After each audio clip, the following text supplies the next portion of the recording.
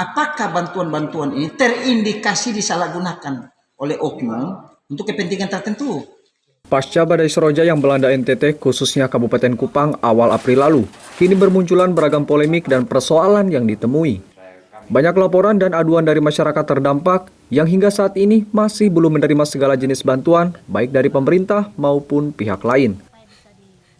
Persoalan itu juga telah diketahui oleh DPRD Kabupaten Kupang, pasalnya banyak surat aduan dari masyarakat yang masuk.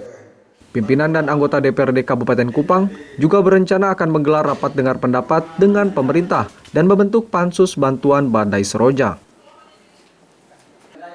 Salah satu anggota DPRD Kabupaten Kupang, Yosef Lede, mengungkapkan, dari sekian banyak bantuan yang masuk ke pemerintah, seharusnya bisa mengakomodir semua warga yang betul-betul terdampak. Menurut mantan Ketua DPRD periode 2014 sampai 2019 ini, jika melihat masalah dan polemik yang terjadi di masyarakat, Yosef Lede menilai ada indikasi penyalahgunaan bantuan untuk kepentingan tertentu. Seluruh anggota DPRD peduli akan hal ini. Karena kita lihat ini duka, ini kan berkelanjutan sampai hari ini, masih banyak pengeluhan dari masyarakat yang sama sekali belum tersentuh, padahal bantuannya begini banyak.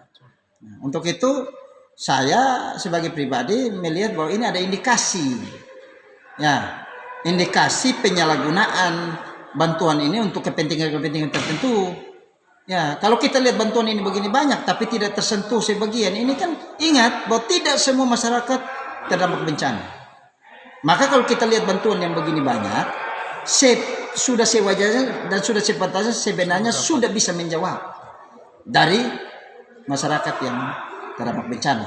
Seperti itu. Sejauh ini Bapak sudah ada berapa pengaduan yang masuk di DPRD sendiri, Bapak? Jadi sebelum ke DPR kita sudah melihat di berbagai medsos, ya banyak pengaduan yang dilakukan, banyak ketidakpuasan daripada baik itu masyarakat yang terkena dampak bencana maupun masyarakat umum yang melihat bahwa cara penanganan ini bencana ini tidak bagus. Di samping itu juga berdasarkan laporan dari sekretariat bahwa ada beberapa surat masuk pengaduan dari masyarakat.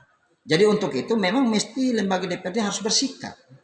Ya, langkah yang diambil oleh Pak Wakil Ketua kita sangat apresiasi dengan mengundang pemerintah untuk mendengarkan penjelasan. Tetapi bagi saya sebenarnya kalau itu belum final maka harus dilakukan pansus.